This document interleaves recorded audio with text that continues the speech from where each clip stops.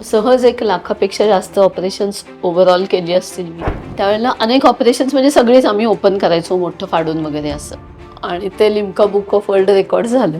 Obesity हा एक सोसायटीने स्टिग्मा म्हणून दिलेला आहे त्यांना. तरुण मुलांना येणारे हार्ट अटॅक, डिप्रेशनच्या गोष्टी, लिव्हरचे आजार, किडनीचे आजार, BP, डायबिटीस, अगदी आमच्याकडे 11-12 वर्षापासून वयाची मुले आजारी आई वडिलांना घेऊन जा हॉस्पिटलमध्ये एका वयानंतर, ही वेळ आपल्यावर येत होती. आता आजारी मुलांना घेऊन जायची वेळ आहे, कारण त्यांची लढाई स्वतःशी खूप मोठी असते. परंतु सोसायटी पण त्याला काइंडली डील नाही करत. क्रुएल्टी आहे सोसायटीकडे डील करण्याची. भारतामधल्या जवळजवळ 35 सेंटरला मी मेंटर म्हणून जात होते.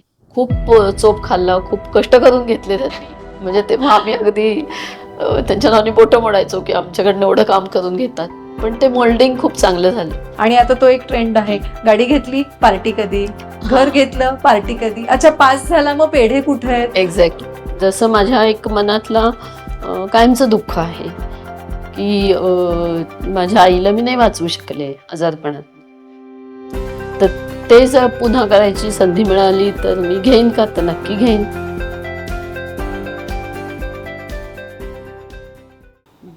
नमस्कार, मी धनश्री शेखरे. मिरर टू मॅग्नेटिझमच्या आजच्या आपल्या आरशाशी गप्पा, सौंदर्य पलीकडचं सौंदर्य या आपल्या खास भागामध्ये मी आपलं स्वागत करते. आज आपल्या या एपिसोडमध्ये आपण भेटणार आहोत एका अशा व्यक्तीला जी भारतातच नव्हे तर आंतरराष्ट्रीय पातळीवर देखील एक बॅरिएट्रिक सर्जन म्हणून आणि लॅप्रोस्कोपिक सर्जन म्हणून पुण्यातूनच नव्हे तर आशियामधील त्या पहिल्या महिला आहेत की ज्यांनी बॅरिएट्रिक सर्जन म्हणून, एक महिला म्हणून त्यांनी काम केलेलं आहे. आणि त्याचबरोबर अनेक आंतरराष्ट्रीय परिषदांमध्ये देखील त्यांनी भारताचं प्रतिनिधित्व केलेलं आहे. JT ओबेसिटी सोल्युशन्स ही त्यांची संस्था आहे आणि त्या संस्थेसाठी त्या काम करतात. त्याचबरोबर जनजागृतीसाठी त्या काम करतात. ओबेसिटी म्हणजे काय तर स्थूलत्व. तर स्थूलत्वासाठी खूप जणांना एक गिल्ट असते किंवा एक अपराधी भावना असते. आणि ही जनजागृती करण्यामागं त्यांचं कारण असं आहे की ही जी ओबेसिटी आहे ती कमी करणं. समाजामध्ये अशी अनेक लोक आहेत की त्यांना त्या भावनेमध्ये ते राहतात की मी जाड आहे किंवा हे स्थूलत्व म्हणजे एक शाप आहे, अशा कुठल्या तरी भ्रमामध्ये ते राहतात. पण आपल्याकडे आज आलेले जे पाहुणे आहेत ते या गोष्टीवर आपल्या ज्या काही आपल्या शंका आहेत त्या शंकांचं त्या निरसन करणार आहेत. आणि बरेच आपले डाऊट आहेत की मी अशी का आहे किंवा हे कसं आपण यावर कव्हर करू शकतो. तर त्यासाठी मी आज आपल्या या एपिसोडमध्ये स्वागत करते डॉक्टर जयश्री तोडकर यांचं.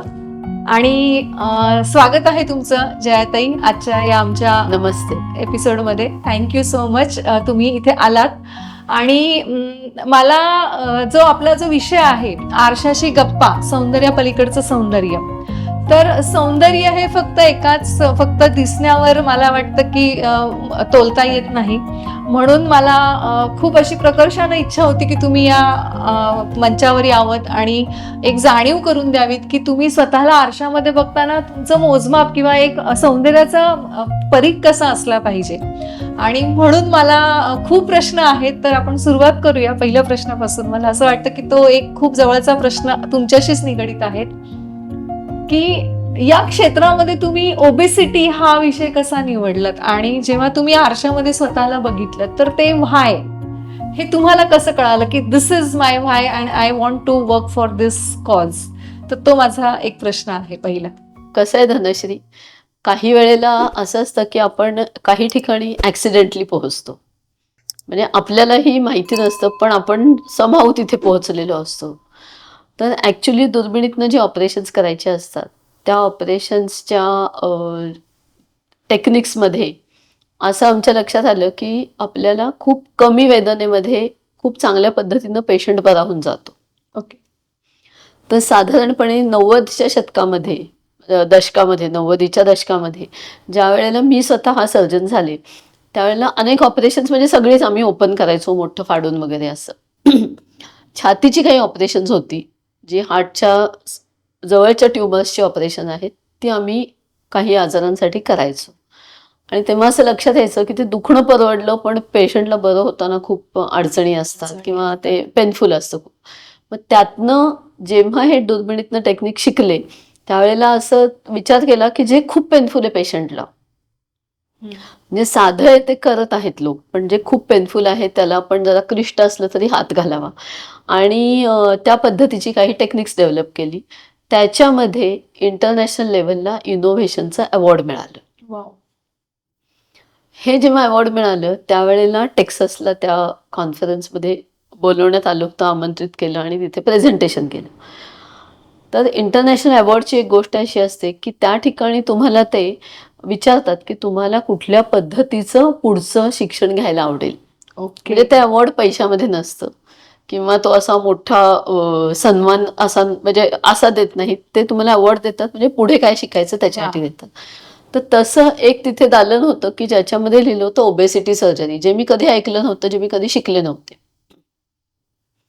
तर काहीतरी वेगळं आहे, काहीतरी क्लिष्ट आहे आणि कदाचित ते चॅलेंजिंग असेल, आणि लेट अस हॅव दॅट. म्हणजे एक वय असतं जेव्हा आपल्याला चॅलेंजेस घ्यायची आवड असते, की खपून कष्ट करावेत आणि चॅलेंजेस घ्यावेत अशी एक जिद्द असते मनावर. त्या वयात मी तेव्हा होते, तर त्यामुळे मग मी ते म्हटलं ठीक आहे हे घेऊयात आपण, म्हणून शिकायला गेले. मग माझ्या लक्षात आलं की ते एका वेगळ्या भावनेने मी आत गेले, पण तिथं ते म्हणजे अलिबाबाच्या गुहेसारखं मला वेगळंच काहीतरी दिसायला लागलं, की त्याच्यामधनं कळलं की जगातले प्रचंड आजार, की ज्या आजारांना आज आपण तेव्हा असं समजत होतो की ते आजार आमच्यासोबतच संपतील, जसं की डायबिटीस, तर आमच्यासोबतच जाणार, तो कसा आधी जाईल, अशा स्टाईलनी ज्या काही समजुती होत्या त्याची कुठे कुठे कुठेतरी दिशा दिसू लागली असं तिथे मला जाणवलं. मग ठरवलं की आपण या विषयामध्ये काम करायचं. आणि मग ते ॲक्च्युली म्हणजे ते न शिकलेली गोष्ट होती आधीची, एक्सप्लोअर करण्याची होती, स्वतः जाऊन डुबा मग तुम्हाला काहीतरी सापडेल अशी होती. ती आवडत गेली म्हणून त्या पद्धतीनं मी तिथे गेले. मग त्या विषयाचे जे काही प्रचंड अँगल आहेत तेही समजायला सुरुवात झाली. आणि मला असं वाटतं की तू जसं मगाशी म्हटलीस की हे मला करायचं आहे, हे जेव्हा मी त्या पाण्यात शिरले ना तेव्हा मला कळलं की हे पाणी मला आवडतंय आणि मला हे करायची इच्छा आहे म्हणून. तर this is how I started. Okay. आता दुसरी जी गोष्ट आहे तू मला म्हणतेस की तुम्हाला असं का वाटलं की हे म्हणजे मे बी कॉस्मॅटॉलॉजीच्या संदर्भात असू शकतो तुझा विषय. एका पद्धतीनं सुंदर दिसणं, सुंदर असणं, सुंदर वाटणं, अगदी हो, आणि स्वतःबद्दलची एक सौंदर्याची जागरूकता निर्माण करणं, हा जो एक तुझा विषय आहे. तर मला वाटतं की फिजिकल हेल्थचं सौंदर्यामध्ये योगदान फार मोठं आहे. अगदी मेंटल आणि फिजिकल हेल्थ, हो, आणि हे दोन्ही इंटरडिपेंडंट आहेत. हो. म्हणजे मेंटल हेल्थ चांगली असल्याशिवाय तुम्ही स्वतःची काळजी घेऊ शकत नाही, आणि हे तुमचं बाह्य सौंदर्य म्हणता येईल. जे काही चेहरा असतो तो तुमचे इंटरनल खूप गोष्टींचं रिफ्लेक्शन असतो. Very true. वा, म्हणजे तुम्ही करत गेलात आणि then you reach to that point की ओबेसिटीमध्ये मी काम केलं पाहिजे. आणि मग असे आतापर्यंत तुम्ही किती सर्जरी केलेल्या आहेत? मी 1995 साली सर्जन झाले आणि 2003-4च्या आसपास मी ओबेसिटी या विषयामध्ये आले. 95 पासून आतापर्यंत म्हटलं तर जवळपास 30 वर्ष झाली म्हणायला हरकत नाही. सहज 1 लाखापेक्षा जास्त ऑपरेशन्स ओव्हरऑल केली असतील मी. बापरे. त्याच्यामध्ये कॅन्सर आहे, थायरॉइड आहे, ब्रेस्टचे ऑपरेशन्स आहेत, पायाची आहेत, व्हेरिकोज व्हेन्स आहेत. कारण तेव्हा जनरल सर्जरी हा एक मोठा सब्जेक्ट होता, आणि सुदैवाने मला खूप चांगले टीचर मिळाले की ज्याच्यामुळे स्काय इज द लिमिट अशा पद्धतीनं त्यांनी आम्हाला शिकवलं. खूप चोप खाल्ला, खूप कष्ट करून घेतले त्यांनी. म्हणजे तेव्हा आम्ही अगदी त्यांच्या नावाने बोटं मोडायचो की आमच्याकडनं एवढं काम करून घेतात. पण ते मोल्डिंग खूप चांगलं झालं, आणि मला वाटतं लकी आहे मी त्या बाबतीमध्ये. मला खूप चांगले टीचर, चांगले पेरेंट्स मिळाले की ज्यांनी एक स्कोप खूप चांगला दिला कामाला आणि पाहिजे त्या गोष्टी करायला. जिथे दिसलं त्यांना की थोडा आळशीपणा होतोय तिथं ठोकलं. पण असे लोक तुम्हाला आयुष्यात आवश्यक असतात, जे तुमचं घडवायला तुम्हाला मदत करतात.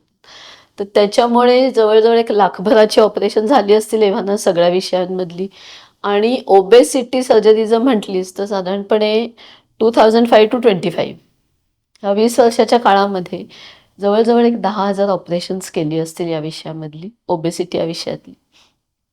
कारण माझ्या एकटीच्या सेंटरला नाही, पण भारतामधल्या जवळजवळ 35 सेंटरला मी मेंटर म्हणून जात होते. बापरे. अनेक वर्ष गेले. वा. इंटरनॅशनल लेवलला पण बऱ्याच ठिकाणी ऑपरेट करायची संधी मिळाली. 7 ग्रुप ऑफ कंट्रीज ज्या आहेत त्याच्यामुळे मला पाकिस्तान, बांगलादेश, श्रीलंका यासारख्या देशांमध्ये पण ऑपरेट करायला मिळालं आणि ईस्ट एशियामध्ये पण खूप गेले मी ऑपरेट करायला, मलेशिया, इंडोनेशिया वगैरे ठिकाणी. वा.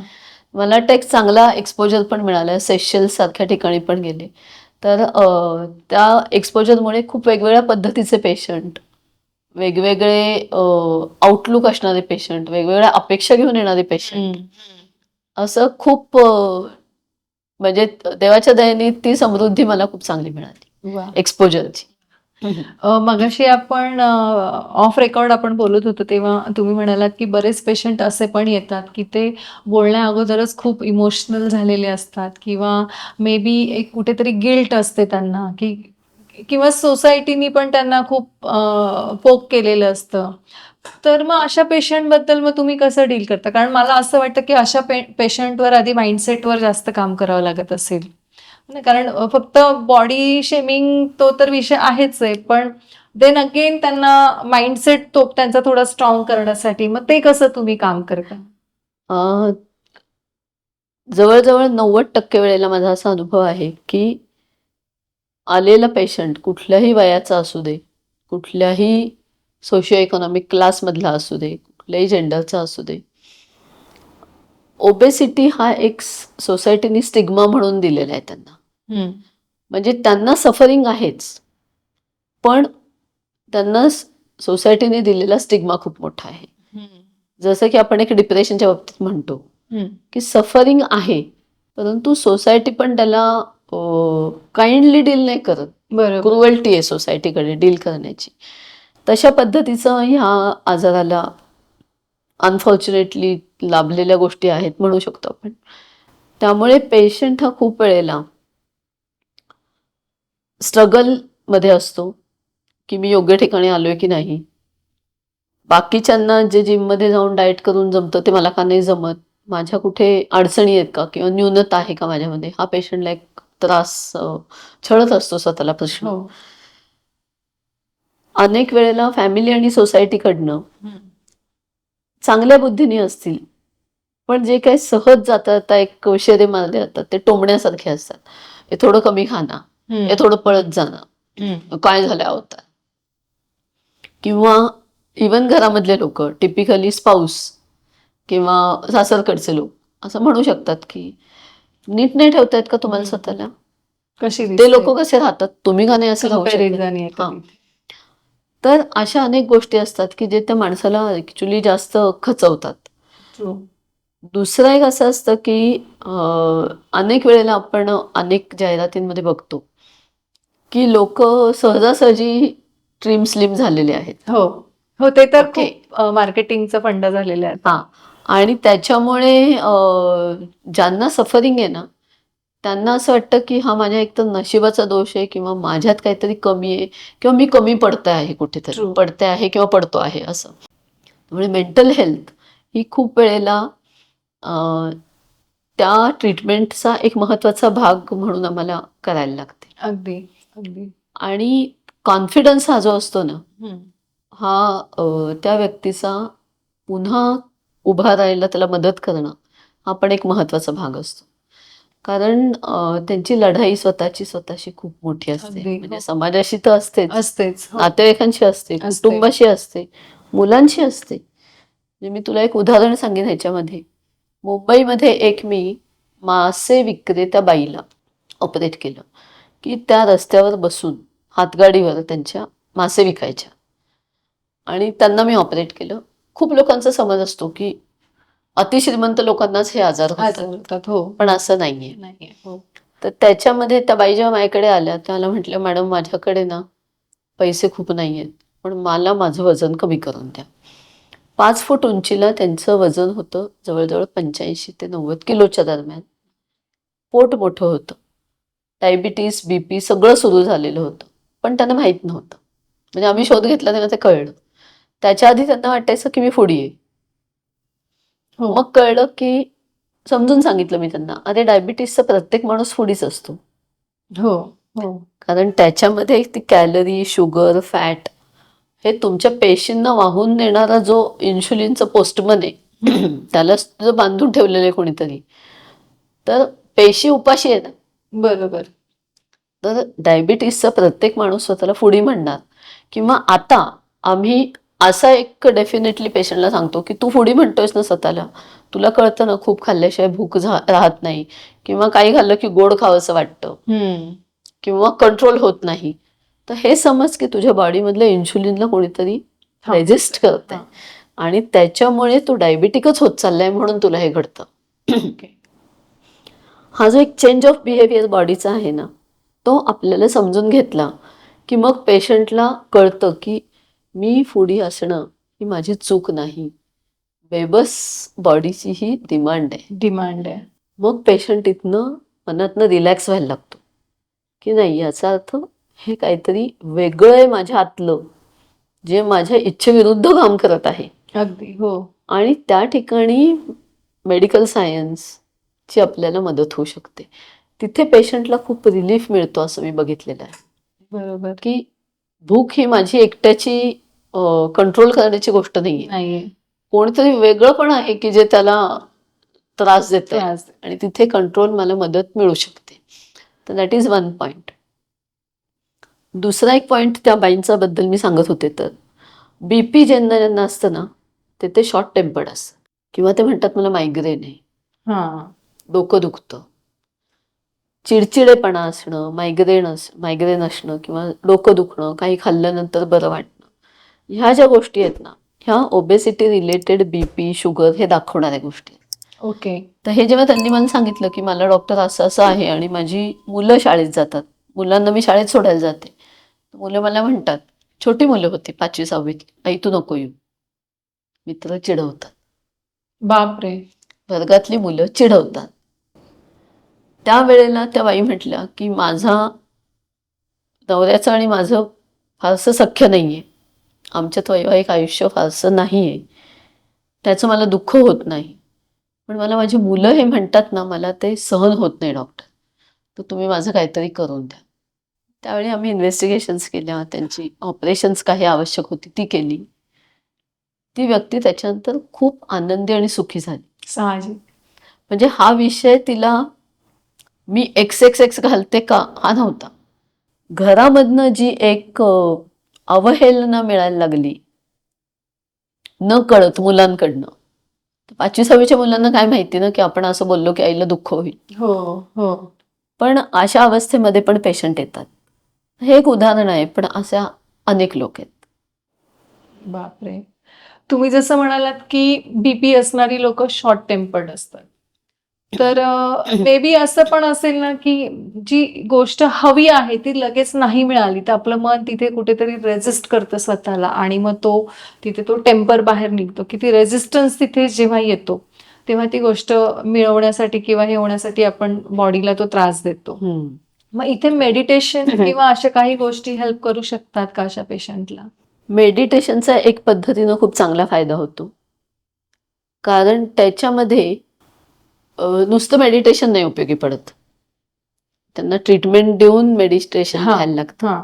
कारण BP नुसतं मेडिटेशननी काही प्रमाणात खाली येईल, पण बॉडीचे 24 आवर्सचे रिस्पॉन्सेस खाली नाही राहू शकत.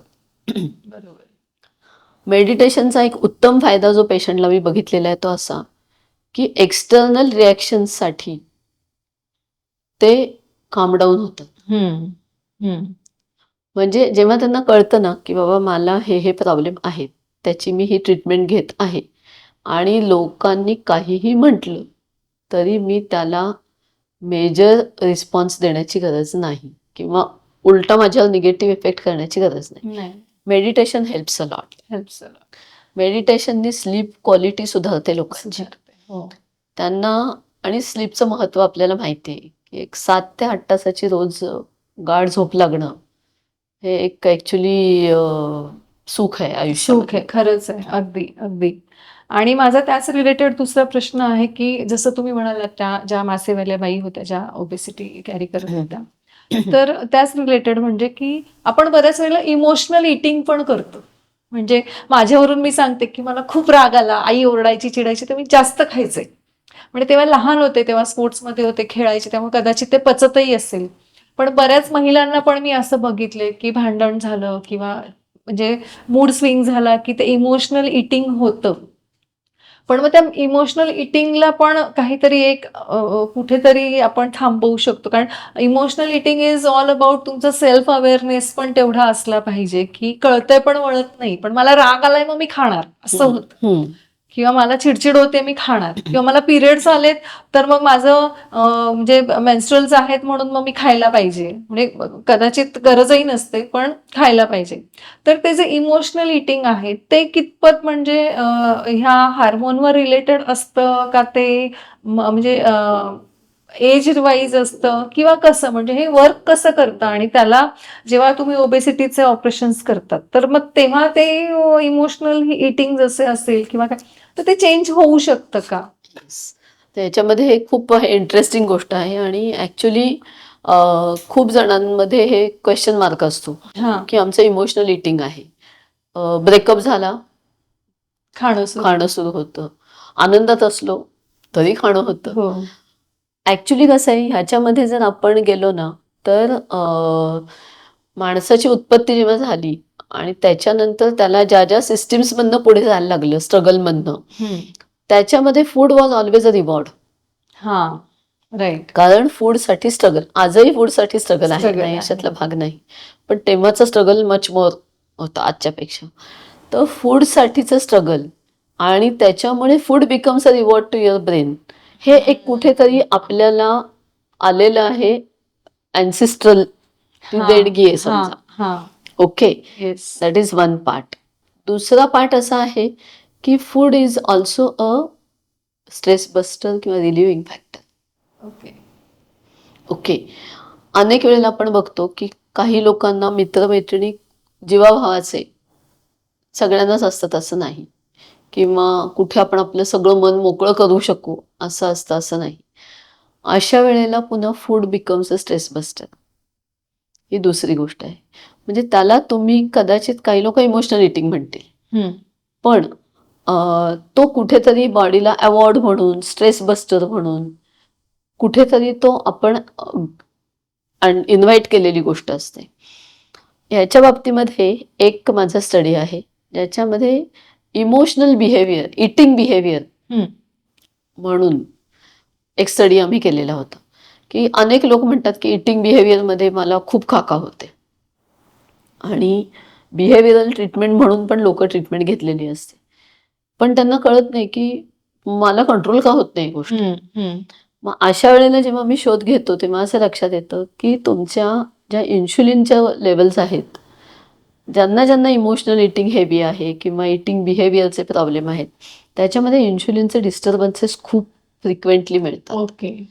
आणि मग ते जर तुम्ही नीट केले, काही वेळेला ऑपरेशननी, काही वेळा औषधांनी, काही वेळेला डाएट चेंजेस करून, की तो जो एक टर्ब्युलन्स आहे ना तो सेटल व्हायला मदत होते. ओके, आता इन्शुलिन ही इतकी एक जादूची गोष्ट आहे या सगळ्या विषयामध्ये, की जादूची कांडी म्हणू शकतो आपण, की त्या कॅलरीला जेव्हा ती जादूची कांडी लागते ऍक्टिव्ह करायला आणि कॅलरी जेव्हा बॉडी वापरू शकते त्यावेळेला body is happy, calorie is happy की मी माझं काम केलंय, इन्शुलिन इज हॅपी की मी माझं काम केलंय, आणि बॉडी इज हॅपी की मला एनर्जी मिळाली. जेव्हा ही कांडी ही तुमची काम करत नाही त्यावेळेला हे तिन्ही अनहॅपी राहतात. आणि मग त्याचं रिफ्लेक्शन काय होतं की ओबेसिटी, डायबिटीज, बीपी, कोलेस्टेरॉल, आणि इकडे मात्र ताकद कमी होत चालली. म्हणजे पेशीला योग्य ताकद नाही मिळाली म्हणून पेशी ही वीक होत चालली आणि बोजा तर ह्या गोष्टींचा वाढत चाललेला आहे. तर इमोशनल इटिंग मध्ये असं दिसतं की हे जर तुमचे डिस्टर्बन्सेस जे आहेत टिपिकली गट मधले, याला आम्ही म्हणतो गट ब्रेन ऍक्सिस, जेव्हा तुमचा गट डिस्टर्ब असतो तेव्हा तो ब्रेन कडनं काहीतरी विचित्र गोष्टी घडवून आणतो. म्हणजे it orders the brain. Right. आधी आपली काय समजूत होती की brain orders the gut, go and it. हा. आता एव्हिडन्समध्ये सायन्सच्या असं सिद्ध झालेलं आहे की गट ब्रेन ऍक्सिस असतो. म्हणजे जेव्हा इथलं भुकेचं हॉर्मोन ग्रेलिन नावाचं खूप ऍक्टिव्ह असतं, ओके. जेव्हा इथल्या इन्शुलिनला काम करायला नाही म्हणतात किंवा त्याला अडथळे आहेत, त्या वेळेला गट बिकम्स इरिटेबल आणि gut gives order to the brain, go and eat, go and eat, go and it.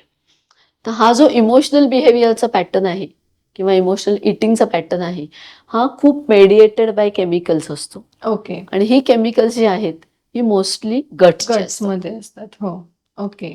त्याच्यामुळे आपण बघतो की एका पद्धतीचे डिप्रेसिव्ह टेंडन्सीचे लोक आहेत की जे खाणंच बंद करतात. हो. आणि एका पद्धतीचे लोक आहेत ओव्हर इटिंग. ज्यांचं ओव्हर इटिंग होतं.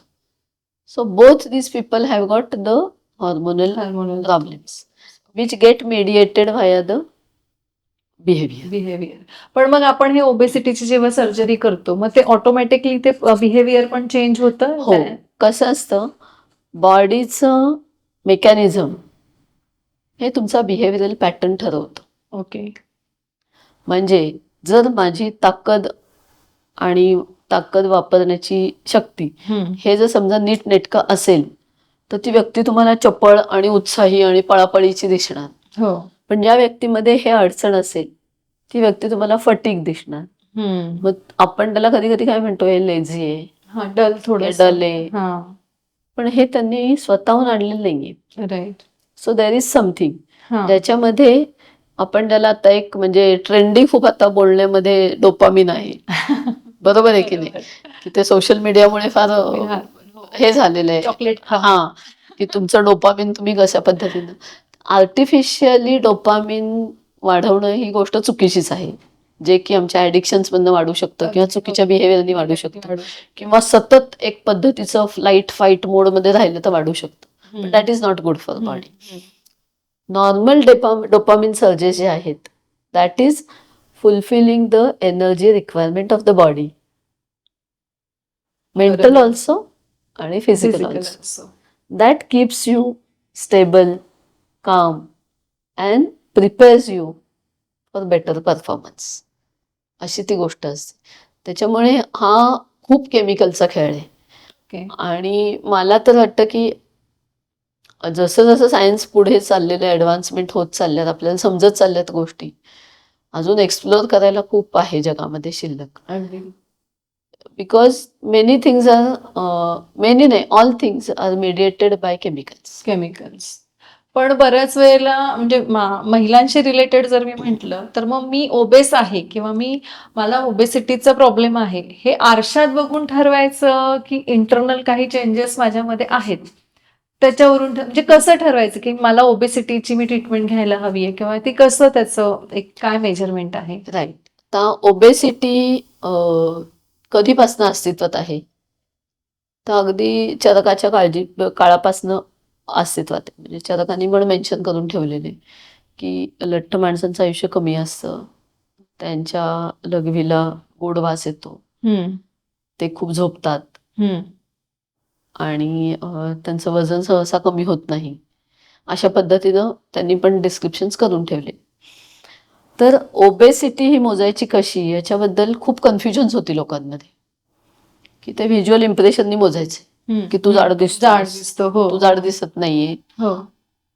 किंवा आता आमचे पेशंट, आम्हाला गंमत म्हणून एक सांगते, जर एखादा पेशंट 150 किलोचा असेल आणि तो नॉर्मल वजनाला त्याच्या म्हणजे 80-90च्या मध्ये आला, त्याच्या भोवतालचे लोक त्याला कधी कधी म्हणतात की तो आता बारीक दिसतो, खूपच बारीक झालेला दिसतोय, म्हणजे तू आजारी वगैरे आहेस का?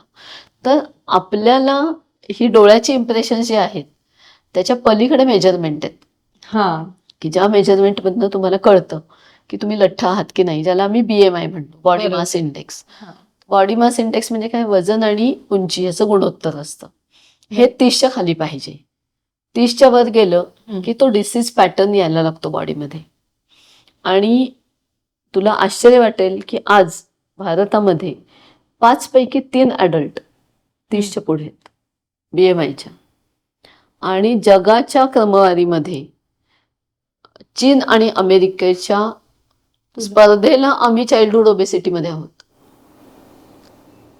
म्हणजे ही वाईट गोष्ट आहे, परंतु तिथे आम्ही फार पुढे आहोत. ही वस्तुस्थिती आहे. नाही, या गोष्टीमध्ये मी म्हणेल की यामध्ये थोडं जेनझी मगाशी तुम्ही म्हणालात की आम्हाला मिळालं नाही, मग आता आम्ही मुलांना ते द्यायला पाहिजे.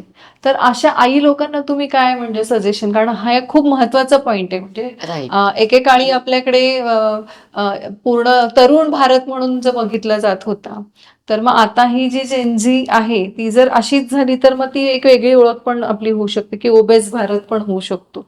तर मग ह्याच्यासाठी तर हे काम आता पालकांचं आहे. तर पालकांनी मग त्यांच्या मुलांना काय म्हणजे काय तिथे थोडंसं डिसिप्लिन पाहिजे, की काय द्यायला पाहिजे, काय द्यायला नाही पाहिजे, हे पण एक थोडंसं सांगणं गरजेचं आहे. तर या माध्यमातून, कारण बऱ्याच महिला वर्ग बघणाऱ्यातला आहे. तर मग अशा आईंना तुम्ही काय, किंवा आजी पण खूप घरामध्ये असे पण आजी पण आता हल्ली मी बघितल्यात, आई स्ट्रिक्ट असते पण आजीचा हट्ट असतो की नाही नाही त्याला द्यायचंय तर तू दे. एक्झॅक्टली. कसं आहे की आपण अशा स्थित्यंतराच्या काळामध्ये आहोत की आपल्या आधीच्या काही पिढ्यांनी अन्नाची स्केर्सिटी बघितली आहे, हो, कमतरता बघितलेली आहे. राईट. त्याच्यामुळे त्यांच्यासाठी अन्न मिळाल्यानंतर ते एक समृद्धीचं लक्षण होतं. आपण अशा एरियामध्ये आता आहोत की जेव्हा आवश्यकतेपेक्षा जास्त उपलब्धी म्हणू आपण, किंवा बॉडीची ज्या पद्धतीने कष्ट होते पूर्वी, त्या कष्टाची आता उणीव आहे आपल्या सगळ्यांच्या आयुष्यामध्ये. बरोबर. तर या सगळ्या गोष्टींमुळे ती उपलब्धी अन्नाची आणि कष्टाची उणीव ह्याच्यामुळे ते गणित सगळंच विस्कळीत झालेलं आहे. एक गोष्ट खूप सगळ्या पालकांना मी सांगू इच्छिते की महत्वाचा जो चेंज आम्ही आता बघतोय तो असा की एका पिढीपर्यंत, म्हणजे कदाचित आम्ही आता 50च्या आसपास आहोत, या पिढीपर्यंत आजारी आई वडिलांना घेऊन जा हॉस्पिटलमध्ये एका वयानंतर, ही वेळ आपल्यावर येत होती. आता आजारी मुलांना घेऊन जायची वेळ येते. अगदी. तरुण मुलांना येणारे हार्ट अटॅक, हो, डिप्रेशनच्या गोष्टी, लिव्हरचे आजार, किडनीचे आजार, BP, डायबिटीस. अगदी आमच्याकडे 11-12 वर्षापासून वयाची मुलं आहेत की हार्टला वजन सहन होत नाही, त्यांचे सेक्शुअल हॉर्मोन्स नेटके काम करत नाहीत, मुलींना PCOD आहे, मुलांच्या छात्या वाढतात, मुलांचं इस्ट्रोजन जास्ती आहे, मुलींचं टेस्टोस्टेरॉन जास्ती आहे.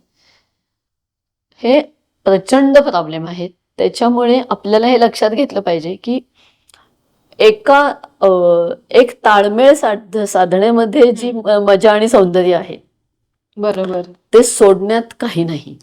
नंबर 1.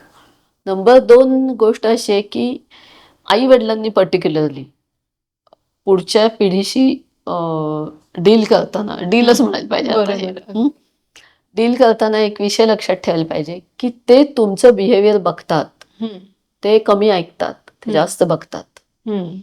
म्हणजे जर आई TV समोर बसलेली असेल आणि आई 24 तास त्या स्क्रीनमध्ये बुडालेली असेल, तर मुलं तिचं खेळायला जा हे म्हणणं कधी ऐकणार नाही. बरोबर. पण तेच जर ते बघतील की आई व्यायाम करते, आई छोटी छोटी छोटी सुद्धा कामं स्वतःहून करते आहे, मोठी पण छोटी पण, किंवा ती एक पद्धतीनं कष्टाला नाही म्हणत नाहीये, तर अशा वेळी मुलं ऑटोमॅटिकली तो ट्रेंड मोल्ड होत जातो त्यांच्यामध्ये.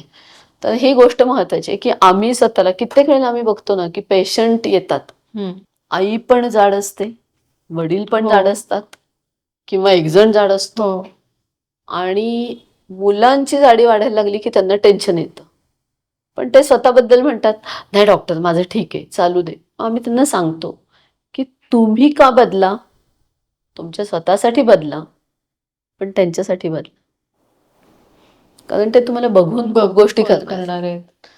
तर ते तुम्हाला बिहेवियर मध्ये आणायला लागतं, आचरणात आणायला पाहिजे. नुसतं आपण त्याचं जर लेक्चर दिलं मुलांना ना, ही तर मुलं तुम्हाला माहिती आहेत अत्यंत ती ज्याला आपण काय म्हणतो की रिबेलिंग काइंड ऑफ पण आहेत आता हल्ली, रिबेलिंग असतात. म्हणजे त्यांना तुम्ही एखादी गोष्ट खूप वेळा सांगितली तर ते मुद्दामूनच नाही करणार. ओके, तर त्यांना नावं ठेवण्यापेक्षा मला वाटतं आपल्या बिहेवियर मध्ये आपण खूप गोष्टी नाही, आणि बदलणं बऱ्याच फॅमिलीमध्ये हे पण आहे की स्विगी आहे, आता झोमॅटो आहे, म्हणजे अगदी असं असं केलं की ते दारात बेल वाजली की दारामध्ये फूड आहे. तर मग अशा वेळेला पण ते थोडं कंट्रोल करणं अवघड जातं. पण मग अशा वेळेला इटिंग हॅबिट मुलांना कशा समजवल्या पाहिजेत? आता आम्हाला ना एक गोष्ट अशी दिसते की जेव्हा प्लेजरची गोष्ट येते, मौज मजा, हा मस्ती ह्या गोष्टी हा. येतात, त्यावेळेला त्या ठिकाणी एक पद्धतीनं आडकाठी घालणं हा हे फार कठीण होऊन बसतं. ह्याला दोनच मार्ग आहेत जगामध्ये. एक सभ्य आणि एक दंडुकशाहीचा. दंडुकशाहीच. बरोबर. सभ्य मार्गामध्ये आपण मुलांना शिक्षण देऊ शकतो की व्हॉट इज गुड बॅड अगली. त्याच्यामध्ये आता आम्ही काय केलं, एक फाईट चाइल्ड ओबेसिटी नावाची 2000 सालापासून मी एक कॅम्पेन चालवते. त्या कॅम्पेनमधनं आम्ही मुलांना शाळेत जाऊन शिकवण्याचा प्रयत्न केला.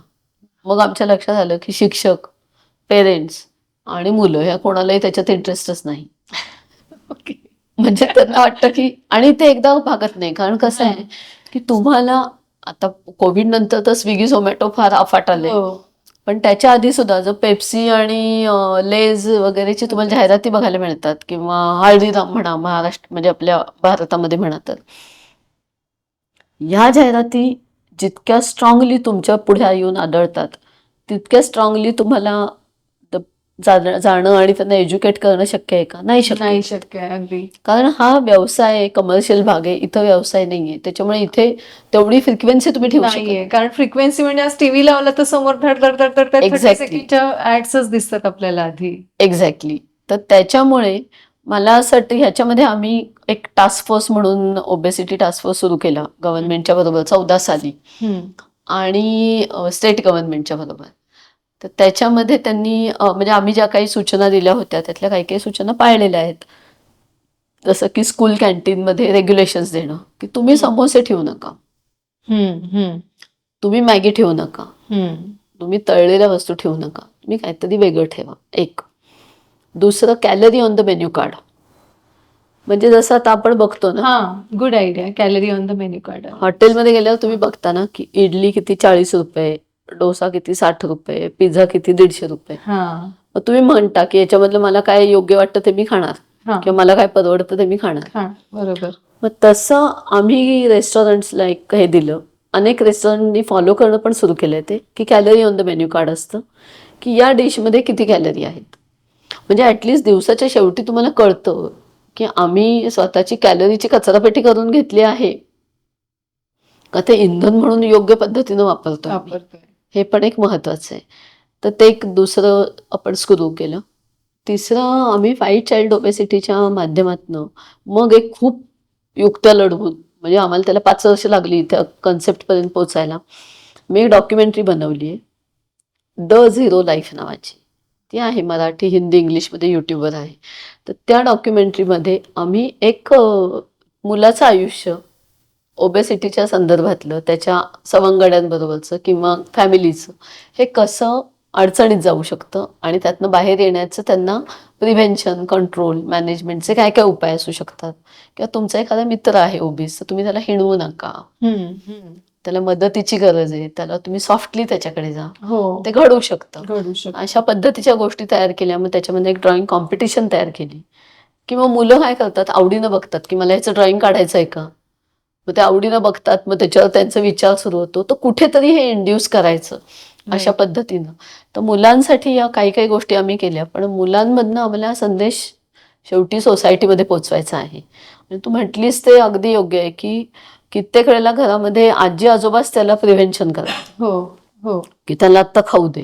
म्हणजे काय म्हणतात ते की डायबिटीस तर आमच्या फॅमिलीतच आहे, पुढे बंदच होईल खाणं, आत्ता खाऊ दे. ना हे कळत नाही की पहिल्या पिढीला 60 मध्ये झाला, पुढच्या पिढीला 40शीत झाला, आता 20शीत होतोय. तर आत्तापासून आम्ही प्रोटेक्शन केलं पाहिजे हे अनफॉर्च्युनेटली कळत नाही. पण ते एज्युकेशनमध्ये स्कूलच्या यायला पाहिजे. त्याच्यासाठी आम्ही गव्हर्नमेंट बरोबर खूप मागे लागलोय. पण अर्थातच कधी त्या विषयाची प्रायोरिटी येईल तेव्हा येईल. आय नो थोडा सिरियस विषय आहे तसं पाहायला गेलं तर. मग आतापर्यंत ताई एवढ्या तुम्ही सर्जरी केल्यात, 1 लाखाहून जास्त अधिक, म्हणजे तुम्ही ओव्हरऑल सगळ्या सर्जरी तुम्ही म्हणालात. पण मग ह्या ओबेसिटीच्या संदर्भात जर आपण बोललो, आणि माझा सर्वात आधी एक प्रश्न आहे की ओबेसिटी आणि बेरियाट्रिक यामध्ये फरक काय, आणि ओबेसिटीची सर्जरी आपण करतो तर ती कशा पद्धतीमध्ये केली जाते? तर मी एक त्याच्या आधी मागचा जो मुद्दा बोलले त्याच्यामध्ये हा, छोटस हा, please, सांगायचं please. माझं राहिलं ते मी सांगते. ते महत्वाचं आहे. जसं आपण मुलांना आता अभ्यास करा, मार्क मिळवा, कॉम्पिटेटिव्ह मध्ये पुढे जा, ह्याच्यासाठी त्यांच्या मागे लागून त्याचं महत्व पटवून देऊन कधी इच्छेने हो. कधी अनिच्छेने घोडावर बस, हो. तसं कुठेतरी आपण त्यांना फिजिकल ऍक्टिव्हिटीसाठी, आता तू स्वतः महाराष्ट्राकडनं क्रिकेट खेळलेली मुलगी आहे, तुला कल्पना आहे की स्पोर्ट्स हे वेड असू शकतं आणि त्याच्यामध्ये तुम्हाला कोणीतरी वेड लावायला लागतं ते. हो. हो. पण मग मी असं म्हणेन की आई वडिलांचं आज हे काम आहे की तुम्ही त्या मुलांना तुमच्या शाळा कॉलेज संपल्यानंतर 2 तासाची ट्युशन लावण्याच्या ऐवजी 1 तासाचं खेळ लावा. खेळ लावा. जिथे ते कदाचित जास्त जगण्यासाठी त्यांना त्याची मदत होऊ शकते आयुष्यामध्ये. आणि लहानपणी लावलेले नाद असतात ते सहसा निघत नाही. आता हा जो प्रश्न आहे की बॅरोस हा एक इटालियन शब्द आहे आणि त्याचा अर्थ असतो ओबेसिटी. तर ओबेसिटी नीट करण्याची ऑपरेशन्स असं त्याचं ते स्वरूप आहे. त्याला म्हणतात बेरियाट्रिक सर्जरी. आता त्या ऑपरेशन्स मधनं असं सिद्ध झालंय की पेशंटचा बीपी जातो, डायबिटीज जातो, पेशंटचे किडनीचे आजार जे ह्याच्यावर अवलंबून आहेत ते जातात, लिव्हरचे जातात, हार्टचे जातात, सांध्यांचे जातात, पाठीच्या मणक्यांचे जातात. कारण प्रत्येक सिस्टीममध्ये याचा निगेटिव्ह इम्पॅक्ट आहेच ओबेसिटीचा.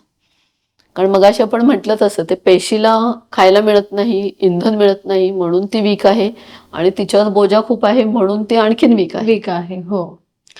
तर म्हणून लठ्ठपणा हे स्वस्थता किंवा अतिस्वस्थता नाहीये, ती अत्यावस्थ करू शकणारी अस्वस्थता आहे बॉडीमध्ये. तर त्याच्यामुळे ओबेसिटीवरच्या ट्रीटमेंट ज्या आहेत त्या पूर्वीच्या काळी अशा केल्या गेल्या होत्या की जॉ वायरिंग अशी एक समज होती की कमी खाल्लं की नक्की लोक बारीक होतील. बापरे. मग काही लोकांना जमत नाही कमी खायला, म्हणून त्यांना जॉ वायरिंग केलं की नाहीच खाल्लं पाहिजे. म्हणजे आपण म्हणतो तोंड बांधलं पाहिजे. एक्झॅक्टली. पण मग तसं करून सुद्धा त्यांची वजन नाही कमी झाली. मग लक्षात आलं की हे खाण्या पलीकडचं पण काहीतरी आतमध्ये वेगळं काम आहे की जे त्याला त्या माणसाला तिथे टिकू देत नाही. खाऊ नाही शकणार, पिऊ तर शकतील, ते म्हणजे पिऊन पण होऊ शकत असेल. पिऊन पण होऊ शकतं, परंतु खाणं पिण्याच्या पलीकडच्या पण काही गोष्टी आहेत की ज्या ठरवतात. आता एक्झाम्पल, आपल्या कुणालाचे दात पडले समजा, तर दात आर्टिफिशियल बसवणं ही गोष्ट वेगळी आहे, परंतु दात जेव्हा वीक होत आहेत तेव्हा सगळ्यांना मिळून एकच पेस्ट लावली तर ते नीट होतील का? नाही. कदाचित तुमच्यात हाड कमजोर आहे, माझ्यात इन्फेक्शन आहे, कोणामध्ये तरी कॅव्हिटीज आहेत, कोणामध्ये काही तंबाखू सारख्या सवयी आहेत. तर कारण शोधून ट्रीटमेंट दिली तरच ती लागू होते, नाही तर ती लागू होत नाही. तर त्या पद्धतीनं मग जेव्हा कारणे शोधा ह्याच्यामध्ये गेलं मेडिकल सायन्स, तेव्हा मग अशी गोष्ट लक्षात आली की गट हॉर्मोन्स जे आहेत ते तुमचे बिघडले की योग्य मार्गाने एनर्जी यूज न होता ती साठवणुकीत जाते आणि मग तिथे ते सगळा खेळ सुरू होतो. कॅलरी मिसयूज, डिसयूज, अब्यूज अशा पद्धतीने. तर ह्याच्यामध्ये ही जी ऑपरेशन्स आहेत, ही ऑपरेशन्स कुणालाही माहिती नव्हती की ही ओबेसिटीची ऑपरेशन्स आहेत म्हणून. हा एक ऍक्सिडेंटल शोध आहे. म्हणजे ज्या वेळेला पूर्वीच्या काळी साधारणपणे 1 शतक आजपासून मागे समजा, त्यावेळेला अल्सर खूप असायचे लोकांना, आतड्याचे पोटाचे अल्सर असायचे, फुटायचे, दुखायचं किंवा ब्लिडिंग व्हायचं.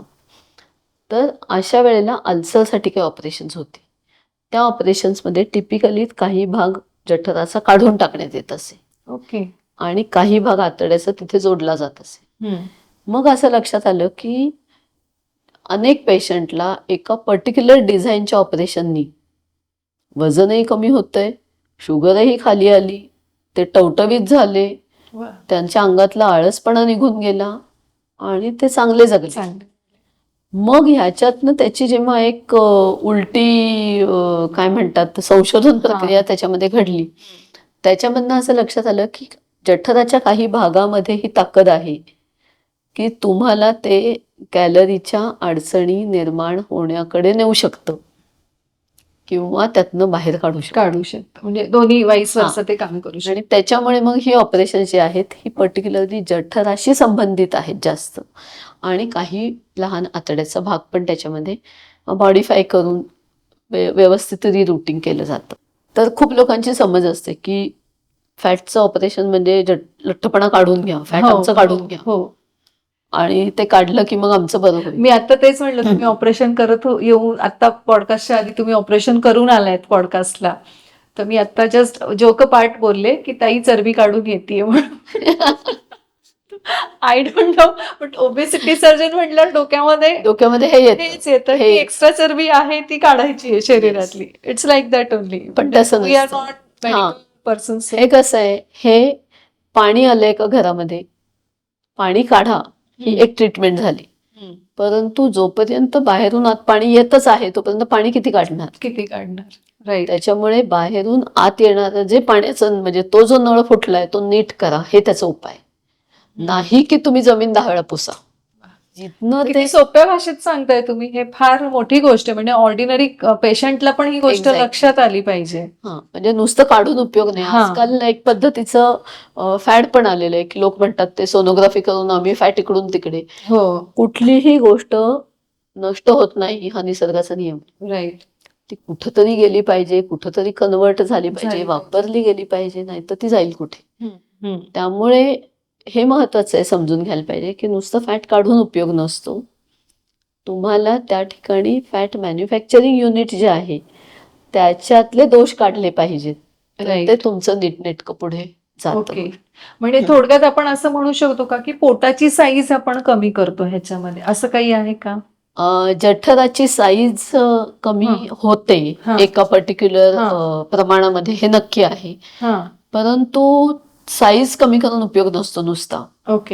त्या विशिष्ट भागाला तुम्ही टार्गेट करायला पाहिजे. म्हणजे कित्येक लोक म्हणतात डॉक्टर मी कंटाळलोय आता ह्या 10 वेळेला माझं 10 किलो कमी झालं, 20 किलो वाढलं, 15 किलो कमी झालं, 45 किलो वाढलं, कमीच होत नाही, किंवा कमी करायला खूप कष्ट आहेत आणि वाढायला 0 कष्ट आहेत. अशा पद्धतीनं अत्यंत या विषयामध्ये थकलेले पण किंवा फ्रस्ट्रेट झालेले लोक पण असतात. मग ते काय म्हणतात, डॉक्टर एक काम करा, सगळंच काढून टाका, ठेवूच नका काही. असं नसतं. सगळं जठर काढून उपयोग नाही, किंवा त्या जठराचा अगदी 1/10 ठेवून उपयोग नाही. जो भाग तुम्हाला essential for absorption for living असतो तो नक्कीच ठेवायला लागतो. साधारण ह्याच्यामध्ये 30 ते 40% भाग काढला जातो, पण तो एका विशिष्ट भाग काढण्याला महत्व असतं. कुठलाही काढून चालत नाही. पर्सन टू पर्सन हे व्हेरी होतं. कारण तुम्हाला एक गंमत सांगते, आता जठराची एक मेजरमेंट आम्ही करतो, आमच्या एका अभ्यासामध्ये होतं की मी ठरवलं की बाबा जठर हे प्रत्येकाचं सारखं नाहीये, आपण मेजरमेंट करायला पाहिजे, त्याचं व्हॉल्यूम किती आहे, किती फुगू शकतं हे. तर कमीत कमी 300-350 ml बसेल जेवण, एवढी छोटी पण स्टमक असतात, आणि जवळजवळ 3 ते 4 लिटर बसेल त्याच्यामध्ये, म्हणजे 10 सामान, एवढी पण मोठी स्टमक असतात. बापरे. कळलं का? काही स्टमक हे अत्यंत जाड असतात, काही स्टमक अत्यंत पातळ असतात. म्हणजे स्टमक मध्ये पण तुम्हाला तो अभ्यास करून ठरवायला लागतं की यांचं किती काढायला पाहिजे, किती नाही. असं सगळ्यांसाठी एकच नियम नाही, किंवा डिसीज पॅटर्न तुमचा काय आहे ते पण अभ्यास करून ते आडाखे आहेत, गाईडलाईन्स. पण मग ह्याच्यामध्ये मॅक्झिमम आतापर्यंत जे पेशंट तुम्ही केले, तर मॅक्झिमम म्हणजे कुठले जेंडर, ठराविक जेंडर किंवा ठराविक एज, असे काही पर्टिक्युलर पेशंट्स होते का? ह्याच्यामध्ये कॉमन जो एक एज ग्रुप असतो तो साधारणपणे एक 20 ते 60च्या मध्ये असतो. पण आतापर्यंत हायेस्ट एज जे मी केलेलं आहे ते 78 होतं. ओके. म्हणजे स्वतः डॉक्टर DY पाटील सर जे आहे, ज्यांना मी ऑपरेट केलं 2008 मध्ये, त्यांचं वय तेव्हा 78 होतं. आता त्याला किती वर्ष झाली? नाव सर 2008. हा. हा आता सर 90च्या पुढे आहे, हा दादा ज्यांना मी म्हणतो ते. आणि अगदी यंगेस्ट जो मुलगा मी केलेला आहे तो 7.5 वर्षाचा होता तेव्हा ओ. ऑपरेट केलं. पण त्याचं वजनच तेव्हा होतं 115 किलो. श्वास घेता यायचा नाही, वरचेवर ICUत ऍडमिट व्हायला लागायचं. सो बेसिकली आजारपणाप्रमाणे तुम्हाला ऑपरेशन करायला लागतं. आता खूप लहान मुलं पण येतात की ज्यांची वजनं कंट्रोलमध्ये नाही आहेत, अनेक गोष्टी करून सुद्धा होत नाहीत, पण त्यांच्यामध्ये डायरेक्ट ऑपरेशन नसतं. हा मी तोच माझा मुद्दा होता की ऑपरेशनच म्हणजे नाही. फायनल स्टेज नाही. ऑपरेशन हे जर लहान मुलं असेल किंवा 20च्या आतलं असेल, 10 ते 20 या वयातली जर मुलं असतील तर त्यांच्यामध्ये पहिल्यांदा आपण काही पद्धतीचे त्यांना चेंज ऑफ बिहेवियर सांगतो, तपासण्या केल्या जातात, त्याच्यामध्ये कुठे काही औषधं लागू होतील का हे बघितलं जातं. आणि त्याच्याप्रमाणे मग एक कम्प्लीट त्यांना तो चान्स देऊन की ही बॉडी कशा पद्धतीनं रिस्पॉन्ड करेल हे बघून मग लेवल 2 ची ट्रीटमेंट म्हणून ऑपरेशन केलं जातं. पण ज्यांचं BMI 40च्या पुढे आहे अशांना मात्र ऑपरेशन करणं योग्य राहतं, कारण त्यांचं हार्ट आणि सांधे इतके दमलेले असतात ना की व्यायाम जमत नाही. किंवा त्या 40च्या पुढच्या बॉडीची खाण्याची रिक्वायरमेंट एवढी असते की खूप कमी खाऊन त्यांना चालू शकत नाही. ओके. म्हणजे अगदीच 1300-1400 कॅलरीच्या खाली जेवण करा रोज म्हटलं तर ते शक्य होत नाही. तर त्याच्यामुळे आपल्याला तो बॅलन्स साधायला लागतो की डिसीज पॅटर्न बघून. आणि दुसरं एक महत्त्वाचं आहे, काही चिन्ह जी आपल्या बॉडीमध्ये दिसतात त्याच्याप्रमाणे आपल्याला कळतं की ही ओबेसिटी किती डिसीज्ड आहे. ज्यांना ज्यांना मानेला काळेपण आहे, चामखिळी खूप आहेत चेहऱ्यावर, हातापायावर, किंवा काही लोकांना असं टिपिकल काळे काळे काळे पिगमेंटेशन असतं ॲक्झिलामध्ये किंवा जांघेमध्ये, चामखिळी, रिपीटेड होणारी स्किन इन्फेक्शन्स, रिपीटेड होणारी लघवीची इन्फेक्शन्स, भूक वाढणं, स्वीट क्रेविंग, व्हॉल्यूम क्रेविंग, उपाशीपण सहन न होणं, पोट वाढणं, ही सगळी लक्षणं डायबिटीसची आहेत. ही सगळी लक्षणं फॅटी लिव्हरची आहेत. तर या सगळ्या ही जेव्हा लक्षणं येतात तेव्हा समजायचं की ही ओबेसिटी कॉम्प्लेक्स ओबेसिटी आहे, ती सिम्पल नाही. आणि मग ती व्यवस्थित मेथॉडिकली ॲनलाइज करून सगळ्यांना ऑपरेशन लागेल असं नाही, पण योग्य कुठल्या झोनमध्ये आम्ही आहे त्याच्याप्रमाणे ते गाईडलाईन्स प्रमाणे आपण केलेलं मदत होते त्याची. ओके.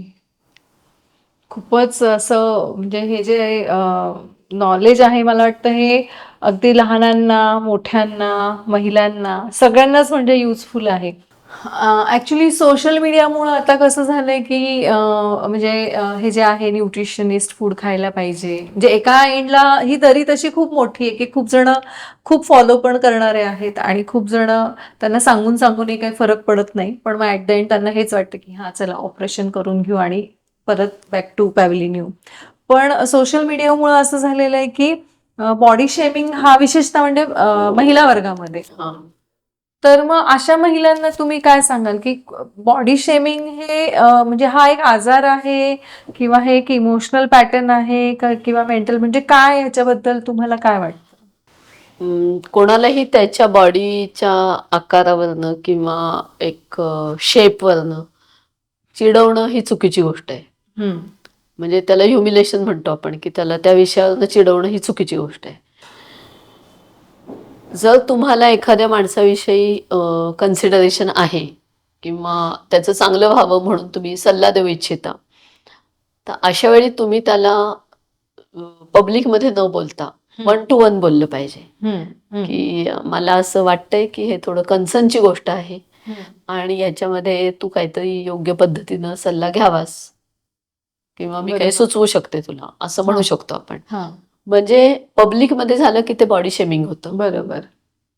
तुमचा कन्सर्न जर रिअल असेल तर तुमच्या भावनेतनं, बॉडी लँग्वेजमधनं तो निघतो बाहेर आणि तुम्हाला मग ते मात्र 1 to 1 बोललं तर तो माणूस पॉझिटिव्हली घेऊ शकतो. नाहीतर मग आता आपण बघतो की नवीन पिढीतली तर लोक म्हणतात तुम्हाला काय देणं घेणं आहे. हो हो. सरळ विचारू शकतात की विशेषतः यंग जनरेशन जी आहे की लहान मुलं म्हणा, लहान मुलं पण अगदी 9वी-10वीतली पण मुलं ऐकून घेत एक्झॅक्टली. म्हणजे मागची एक पिढी होती ती म्हणायची की मैं ऐसा क्यों हूं. आता लोक म्हणतात मैं ऐसा ही हूं. ऐकायचं तर ऐका, नाही तर सोटा. बरोबर आहे ना? तर त्याच्यामुळे हा त्यांचा पण एक माइंडसेट लक्षात घेऊन आपण कुठे बोलायचं कुठं नाही हे महत्वाचं आहे.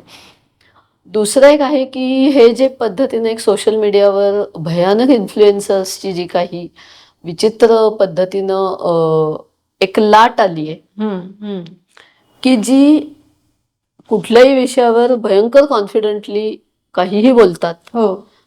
आणि अनफॉर्च्युनेटली समोरच्या माणसांना त्याचं भान राहत नाही की हे काय म्हटलं. तर मला वाटतं एक गोष्ट चायनामध्ये पण आता त्यांनी आणलेली आहे, आता बहुतेक इंडियामध्ये पण यावी किंवा आली असेल अशी आशा करू आपण, किंवा यावी लवकर, की ज्याच्यामध्ये इन्फ्लुएन्सर्सच्या इथे एक आलं पाहिजे की तुम्ही जे बोलत आहात तर तुम्ही कोण आहात, म्हणजे तुमचं qualification. For example doctor Jayashree Todkar ह्या जर बोलायला लागल्या की सिव्हिल इंजिनिअरिंग काय करावं, तर त्यांना तो विषय कुठं माहितीये अगदी. किंवा त्या जर बोलायला लागल्या की या पद्धतीनं मेकअप केला पाहिजे किंवा मेडिटेशनची ही तत्व योग्य आहेत असं, तर त्या माणसाने त्या विषयाचा अभ्यास करून समोरच्याला शिकवावं, ही त्याची आहे का क्वालिफिकेशन, तर हे त्यांनी डिक्लेअर करावं. म्हणजे समोरची माणसं किती सिरियसली घ्यायचं हे विचार करू शकतात. That is one part.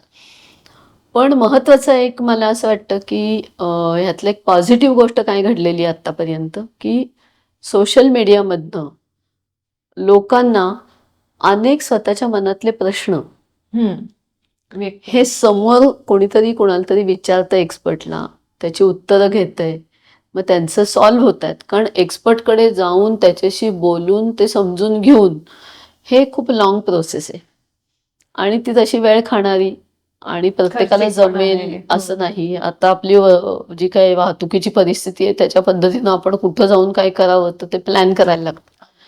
या सगळ्या गतीमध्ये मला वाटतं की हे एक खूप चांगलं माध्यम आहे.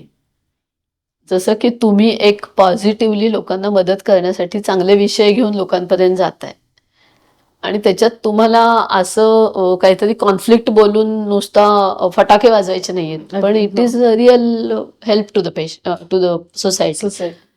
तर हा एक सोशल मीडियाचा फार मोठा फायदा आहे असं मला वाटतं. याच माध्यमातून जर समजा आपण काही हेल्थ एज्युकेशन लोकांचं करू शकलो तर खूप बरं होईल. हे पण एक म्हणजे इन्फ्लुएन्सर्सला माझी तर सगळ्या एक मोठी रिक्वेस्ट आहे की तुम्ही प्लीज पॉझिटिव्हली लोकांना इन्फ्लुएन्स करण्याची ताकद आहे तुमची, ती फार मोठी स्ट्रॉंग एनर्जी आहे आज. तर ती एनर्जी जर तुम्ही आमच्यासारख्या काही विषयांसाठी दिली तर खरंच त्याचा खूप फायदा होऊ शकेल. कारण आता आम्ही बघतो ना, अतिशय कमी वयामध्ये मोठे मोठे आजार घेऊन लोक येतात. कॅन्सरचं भयानक प्रमाण वाढलेलं आहे. कुठंतरी ह्याच्यामध्ये आपल्या चुकीच्या खाण्यापिण्याच्या सवयी आहेत की आपण स्विगी झोमॅटोनं जिभेचे चोचले नीट करण्यासाठी मागवतो म्हणा, किंवा कधीतरी ती आवश्यकता होती पण आता तो एक हे झालाय, काय म्हणायचं, ट्रेंड झालाय. हो, स्विगी करणं अगदी सहज होऊन जातात. म्हणजे आपल्याला त्याच्यामध्ये हे लक्षात येत नाही की हे कधीतरी कुठंतरी काही वर्षांपूर्वी अर्धवट शिजवलेलं फ्रोझन अन्न आहे जे आता फटकन गरम करून तुमच्या दरवाज्यात येणार आहे. कुठेतरी हा विचार माणसांनी सोडून दिलाय मला वाटतं, जे चुकीची गोष्ट आहे. आणि मे बी ते एक कारण आहे की आपल्याकडे आपण मेजर डिसीजेस भयंकर वेगाने वाढताना बघतोय, कॅन्सर वेगाने वाढताना बघतोय. हे कुठेतरी आपल्याला म्हणजे एक बॅक टू बेसिक्स येण्याची गरज आहे. आणि हे असे एवढे मोठे मोठे आजार झाल्यानंतर म्हणजे मानसिक जो आघात होतो तो वेगळा असतो. कारण खूप वेळेला असं म्हणतं की कधी कधी तुम्ही मानसिक दृष्ट्या जर स्ट्रॉंग असाल तर तुम्ही त्या आजारांवर पण मात करू शकता. पण खूप वेळेला ऑपरेशन झाल्यानंतर पण ती मानसिकता बदललेली असते की कुठेतरी मी आधीसारखी नाही राहिली किंवा एनर्जी नाही राहिली. तर असं काही होतं का, म्हणजे ओबेसिटीचे जे ऑपरेशन आपण करतो तर मग त्यामध्ये आता जसं तुम्ही म्हणालात की 100-150 किलो वजन असणारा माणूस 80वर आला तर समोरची माणसे होऊन त्यांना म्हणतात अरे तू आजारी दिसतोयस. सो म्हणजे त्या माणसाला असं जाणवत राहतं की अरे मी तर चांगला आहे वातून, पण समोरचा माणूस मला येऊन आजारी, मग कदाचित हा मग आरशात जाऊन बघणार हा मी खरंच आजारी आहे का, असं होतं कधी कधी. आता त्याच्यामध्ये दोन गोष्टी असतात. ज्या वेळेला आम्ही पेशंटला ट्रीटमेंट देण्यासाठी म्हणजे त्यांच्याशी डिस्कशन्स होतात, त्यावेळेला आम्ही सपोर्ट ग्रुप मीटिंग करत असतो पेशंटच्या. म्हणजे ज्या मीटिंग्समध्ये पेशंट ऑपरेशन झालेल्या, न झालेल्या, काही वर्षांपूर्वी झालेल्या, त्यांचे नातेवाईक, सगळे ओपन फोरम आहे. They talk to each other each and everything. स्वतःचे प्रश्न विचारतात, सगळ्या गोष्टी मग त्यांच्या एक गोष्ट लक्षात येते की अरे माझा डायबिटीस गेला, माझं बीपी गेलं, माझं चिडचिडेपण गेलं, माझी प्रोडक्टिव्हिटी चांगली आली, माझ्या आयुष्यामध्ये चांगल्या व्यक्ती येऊ शकल्या. म्हणजे विशेष करून लग्नाच्या एजचे माणसं असतात त्यांच्यामध्ये हे दिसतं की बाबा एका विशिष्ट वजनानंतर तुमच्याकडे त्या वजनाच्या अलीकडचे लोक येतच नाहीत. बरोबर. आणि मग तो एक वेगळ्या पॅटर्न मध्येच माणूस निघून जातो. तर हे जेव्हा पेशंटला कळायला लागतं ना की आम्ही आता तगडे झालेलो आहोत, मग तेव्हा पेशंटच समोरच्यांना सांगतात की अरे भाऊ, मी आता माझं वजन कमी झालंय पण माझी स्ट्रेंथ चांगली आहे, मी तगडा झालेलो आहे, मी वीक नाही झाले, किंवा माझे आजार एवढे गेलेले आहेत, माझी एवढी खंडीभर औषधं आधी लागायची ती संपली, किंवा मला एवढे सारे आजार होते ते सगळे खूप छान कमी झाले. तर इंटरनल हेल्थ जशी बदलते ना तसं पेशंट खूप स्ट्रॉंग होतो माइंड. मी तुम्हाला एक एक्झाम्पल देते इथे. एक आपल्याकडे खूप सिनियर पोलीस ऑफिसर होते, त्यांच्या मिसेसला आम्ही ऑपरेट केलं. त्यालाही झाली खूप वर्ष, आता 15-20 वर्ष होऊन गेली असते, 15-16 वर्ष. तर त्यावेळी ते जेव्हा मिसेस त्या आल्या होत्या माझ्याकडे आणि मी बोलले त्यांच्याशी, मग म्हटलं ऑपरेशनच्या आधी एकदा तुम्ही सरांना घेऊन या म्हटलं तुमच्या मिस्टरांना, की फॅमिलीचं पण पॉझिटिव्हिटी असणं, ऑन द सेम लाईन असणं महत्वाचं असतं. नाही तर मग सतत तुम्हाला घरनं बोलणी खायला लागली तर तुमचं डिप्रेशनमध्ये जातात लोक. हो. तर तुमचे जे क्लोज फॅमिली आहे दे शुड ॲटलिस्ट नो. बाकी जग सोडून द्या, तुम्ही सांगायचं की नाही तुमचं तुम्ही ठरवू शकता.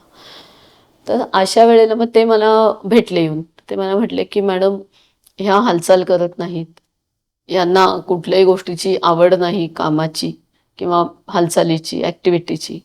आणि यांचे असे त्यांना जे काही वाटत होतं की ज्या गोष्टींमुळे त्यांना त्रास आहे किंवा ओबेसिटी ह्यामुळे घडली आहे ते त्यांनी सगळे मला सांगितले. मी त्यांना म्हटलं सर तुम्ही हे माझ्यावर सोडून द्या. जर माझ्या पायाला लागलेलं असेल आणि तुम्ही मला म्हटले पळा पळा पळा, शेजारचा पळतो तू का नाही, तर तुम्ही मला पाय नीट करून द्या, मग मला म्हणा की हा पळत नाही. मी म्हटलं ह्या व्यक्तीला तुमच्या हातात अशी देते की त्यांची ॲबिलिटी येईल. ॲबिलिटी आली की तुम्ही मला सांगा की ह्यांच्याकडनं हे होत नाही, मग फटके मारायचं काम माझं आहे. ते म्हटले ठीक आहे, आता तुमचं तुम्ही बघा, मी तुम्हाला सांगून चुकलो, जबाबदारी तुम्ही घ्या. म्हटलं ठीक आहे. एक्झॅक्टली 1.5 वर्षांनी त्या मॅडम मॅरेथॉनमध्ये स्वतः पळायला लागल्या होत्या. म्हणजे हा प्रचंड मोठा फरक होता. म्हणजे त्या दिवशी त्या सरांनी आम्हाला बोलवलं की आज मॅडम पळणार आहेत मॅरेथॉनमध्ये, तर तुम्ही यावं अशी माझी इच्छा आहे तिला क्लॅप करण्यासाठी. पण दिस इज अचिव्हमेंट. कारण कसं आहे, तुमच्या अंगाचा बोजा गेला आणि तुमच्या टिश्यूचा विकनेस गेला की तुम्ही बालपणात जाता. हो. तुम्हाला उत्साह असेल तर तुम्ही उठता आणि करता गोष्टी. चाइल्ड हिलिंग पण झालं पाहिजे. एक्झॅक्टली. तर ही गोष्ट महत्वाची आहे की माणसावरचा जर तुम्ही त्याचं डिसीज पॅटर्न कमी केलात तर that helps to get the better confidence. मी तुम्हाला ते उदाहरणच विचारणार होते आणि तुम्ही उदाहरण दिलं मला. म्हणजे की हेच की अशी कुठली अचिव्हमेंट केलेली व्यक्ती कोणी आहे का, आणि त्या मॅरेथॉन रन करणं म्हणजे नॉट अ जोक, की ज्या व्यक्तीला काही ऍक्टिव्ह नाहीये, एवढा स्थूलपणा वाढला की करायची उर्मीच नाहीये. म्हणजे थोडक्यात मनाने मेलेल्या माणसाला पुन्हा मनात देऊन जिवंत करणं, म्हणजे शक्ती पण नाही आणि आत्मविश्वास पण नाही की काहीतरी असं घडू शकतं. पण कसं आहे, आम्ही त्यांना म्हणतो की तुमच्या पायात बेड्या आहेत, मला बेड्या काढू देत. मग तुम्ही पळला नाहीत ना, तसं होत नाही. लोक स्वतःहून उत्साहाने करतात. आणि ही गोष्ट आम्ही बघितलेली आहे. म्हणजे 1-2 पेशंट आहेत माझे, मी सेशन्समध्ये ऑपरेट करायचे साधारण कोविडच्या आधी. तिथे तर आफ्रिकन पेशंट म्हणजे ह्यूज, म्हणजे माझ्या इमॅजिनेशनच्या पलीकडची ओबेसिटी मी तिथे बघितली.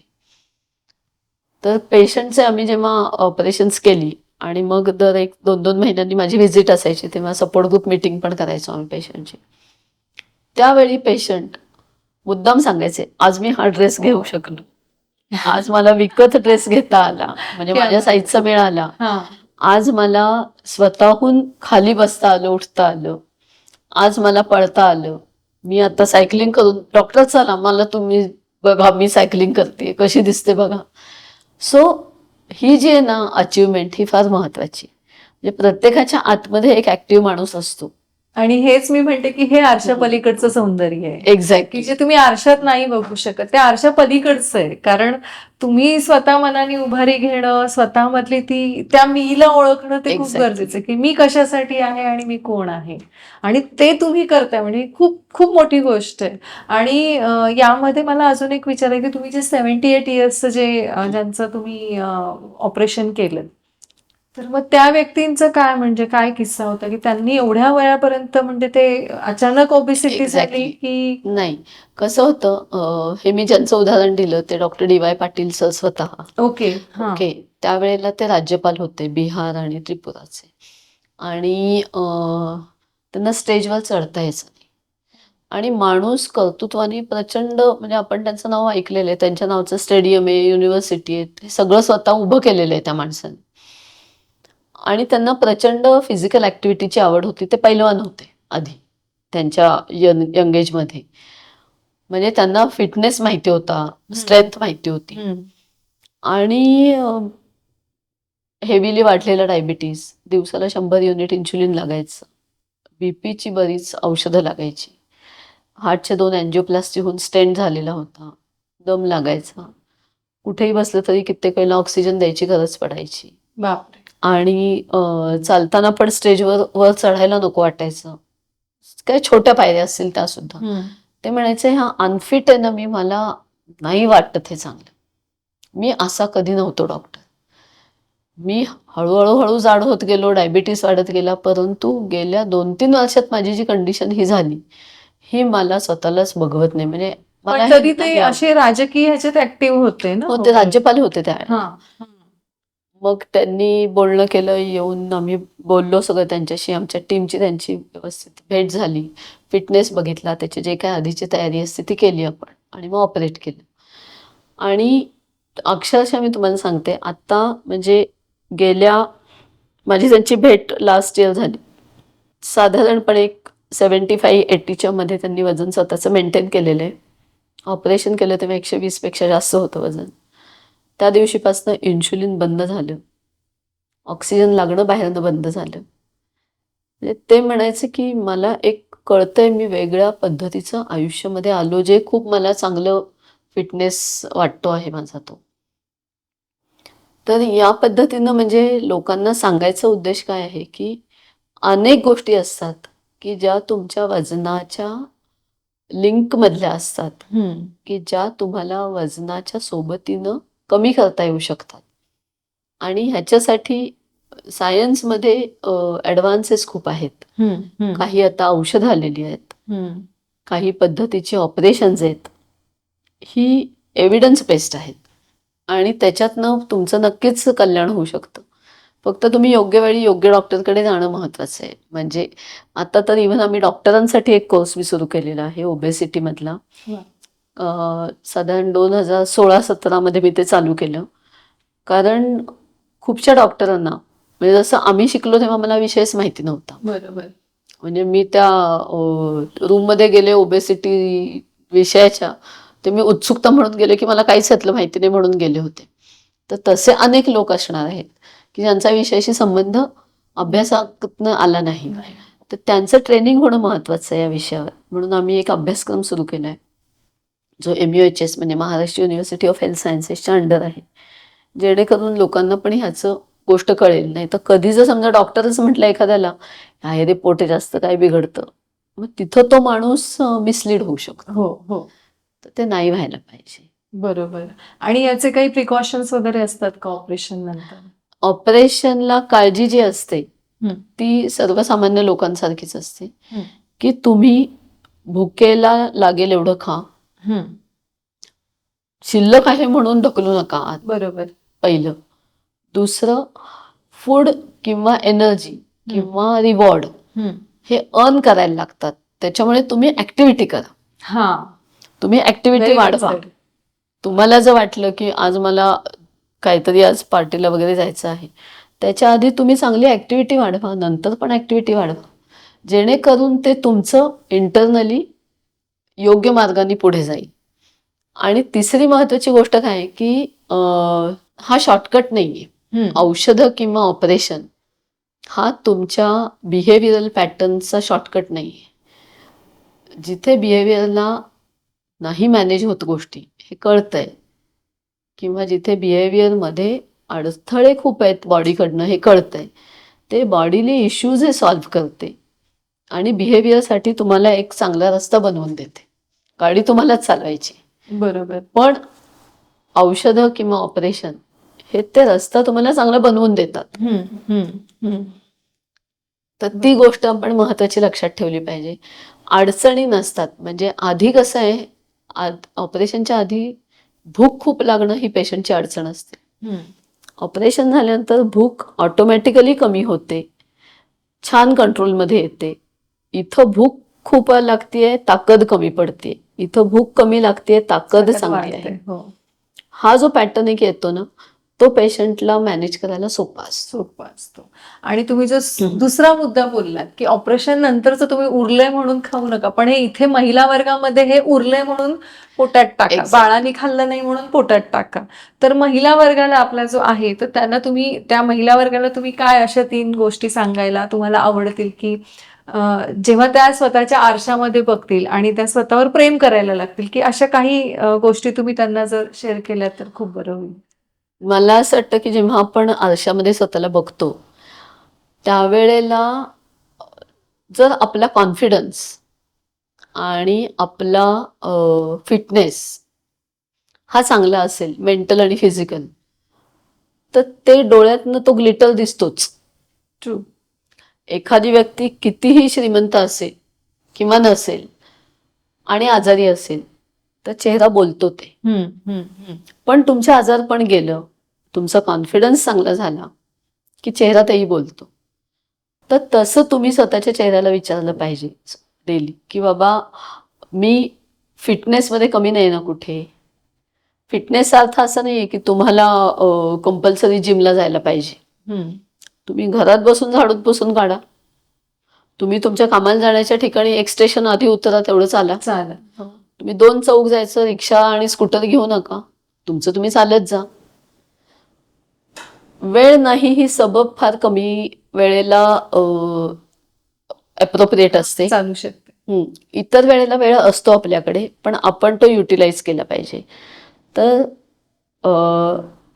समोरच्यांना आग्रह करून खायला घालणं, हो, हे खूप पाहिलंय मी. म्हणजे मी स्वतः कधी आग्रह करत नाही आणि मी आग्रह करून घेत नाही. मला Exactly. पाहिजे तेवढं मी खाईल, हे पाहिजे. आणि ऍक्च्युली प्रत्येक गोष्टीचं सेलिब्रेशन फूड मधनं किंवा पार्टीमधनं होणं.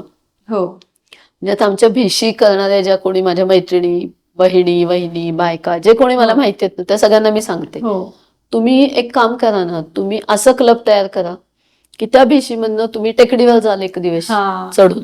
चला टेकडीवर जाऊ. ज्यांना जमेल 10 पावलं ते चालतील, त्यांना 100 जमेल ते चालतील.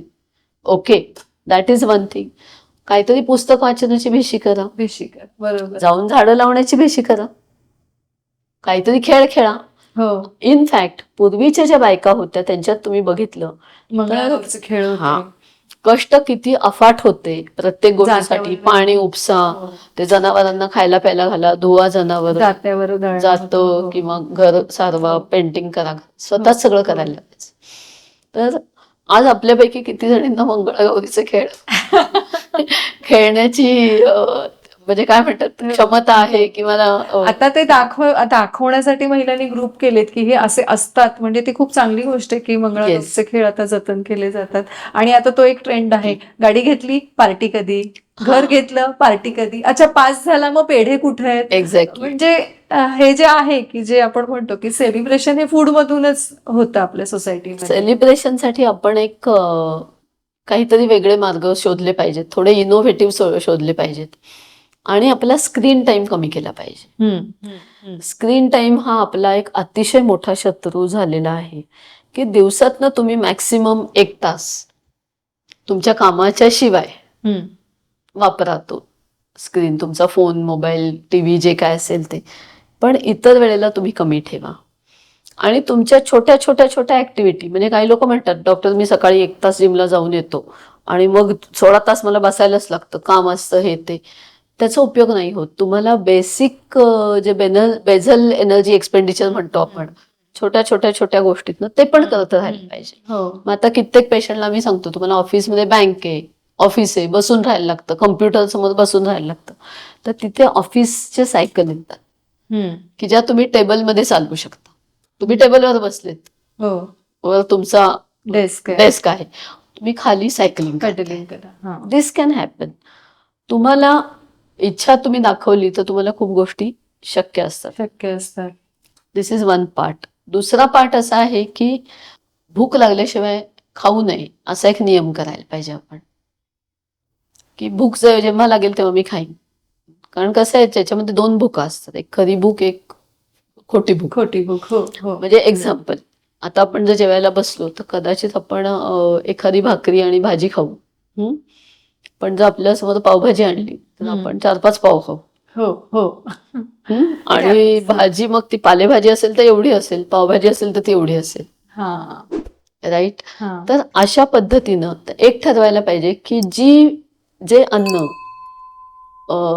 पुन्हा हाव किंवा लाच निर्माण करतं आपल्या मनामध्ये, ते अन्न ऍक्च्युली चुकीचं आहे. अन्नाचं काम काय आहे? सॅटिस्फॅक्शन देणं.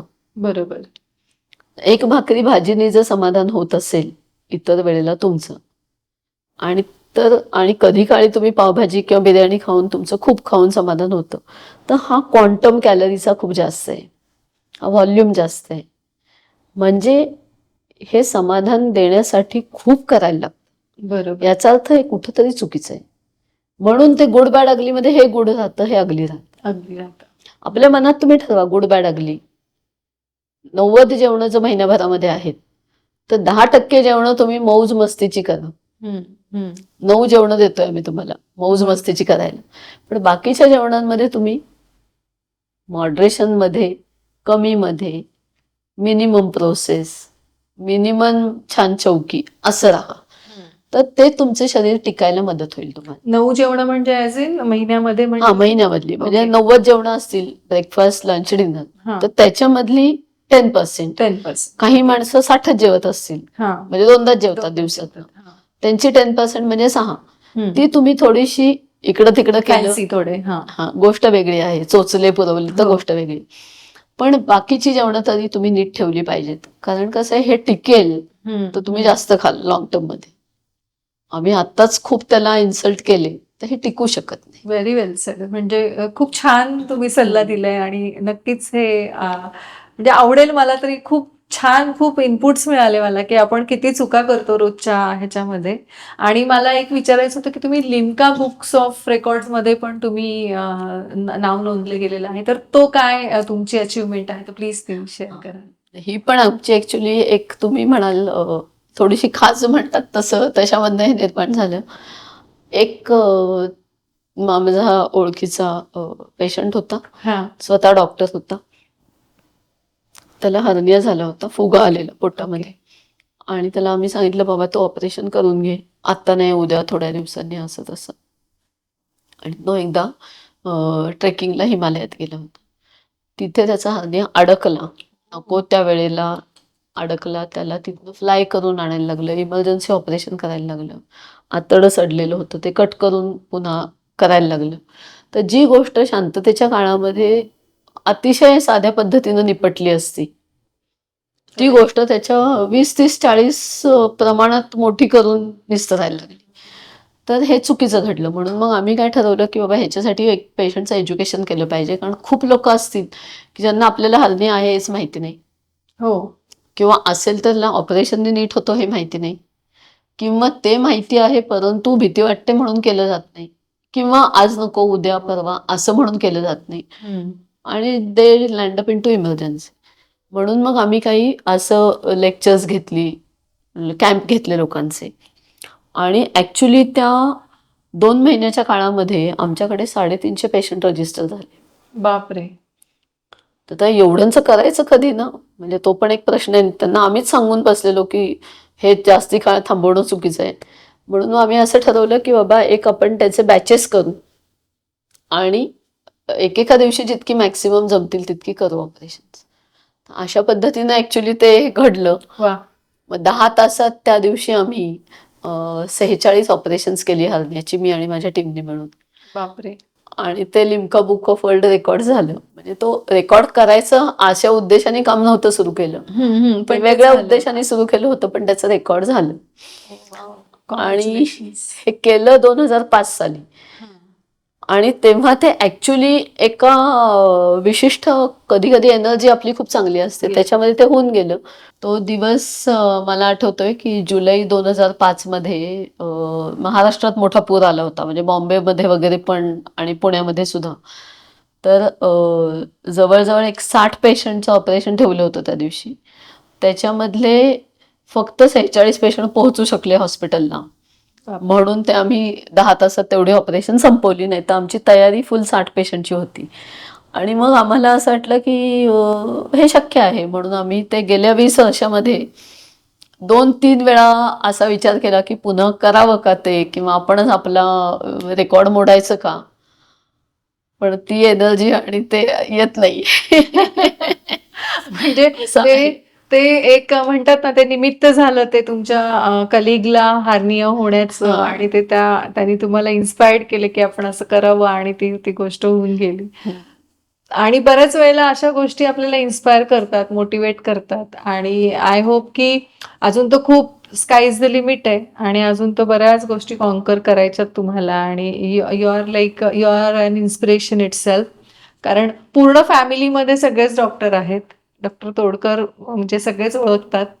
आणि घरामध्ये मला फक्त एक म्हणजे हा पर्सनल फॅमिली असा आहे की एवढे सगळे डॉक्टर घरामध्ये असतात, तर मग असं नेहमी मेडिकल विषयीच गोष्टी होतात की असं इतर पण काही गोष्टी किंवा फंक्शन वगैरे जेव्हा असतात तेव्हा, की आज म्हणजे एक आय सर्जन आहे, एक ऑर्थोपेडिक मध्ये आहे, पुन्हा गायनेकोलॉजिस्ट आहे, सर वडील आयुर्वेदिक बरोबर आहे. आयुर्वेदाचार्य होते.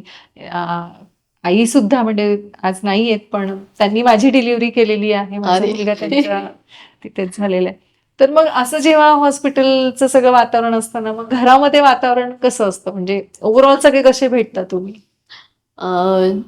जेव्हा भेटतो तेव्हा पेशंट विषयी फारसं बोलणं होत नाही. ते वेगवेगळ्या विषयांवर होतं.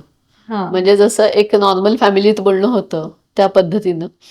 काही भाग त्याच्यामध्ये असतो की बाबा हॉस्पिटलमध्ये आपल्याला काय काय सुधारणा करायला पाहिजेत, किंवा काय पद्धतीनं काही नवीन टेक्निक आणता येतील. पण हा भाग काही काळच असतो. इतर वेळेला आम्ही सगळ्यांसारखे हसतो, खिदळतो, गप्पा मारतो, वाद घालतो, सगळ्या गोष्टी घडतात. नॉर्मल फॅमिलीतल्या असतात तशा सगळ्या घडतात. पण एक मी नक्कीच सांगते की 2 गोष्टींमुळे मला खूप गिफ्टेड वाटतं आयुष्यामध्ये. म्हणजे I am thankful to God for that. त्याच्यातली एक म्हणजे फॅमिली, पेरेंट्स, बहीण भावांचं पण एक असलेला स्ट्रॉंग सपोर्ट. आणि दुसरं तुमच्या आयुष्यामध्ये जे टीचर्स येतात ते, हे मला वाटतं तुम्हाला फार चांगलं, तुम्हाला जे घडवतात ना, आपण एक गोळाच असतो ऍक्च्युली. तो गोळा कोणाच्या हातात पडतो हे फार महत्वाचं आहे.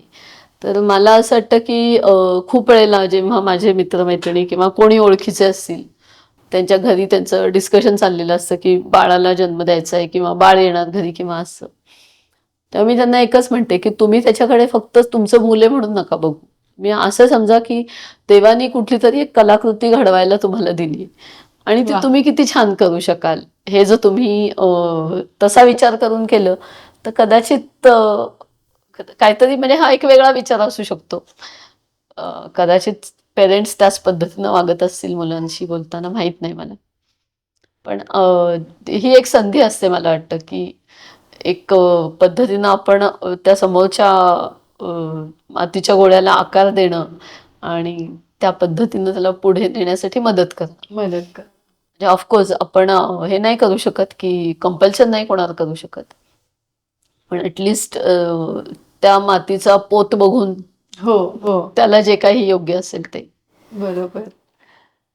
म्हणजे घरामध्ये वातावरण जरी सगळे डॉक्टर डॉक्टर असले तरी प्रत्येकाला पर्सनल लाईफ आहे. म्हणजे मला हे ऑडियन्सला सांगायचं की खूप जणांना हा प्रश्न पडू शकतो की डॉक्टर्स लोकांचे इमोशन्स कसे असतात किंवा ते फक्त त्या मेडिकल ह्याच्यामध्येच असतात का, तर बिलकुल नाही.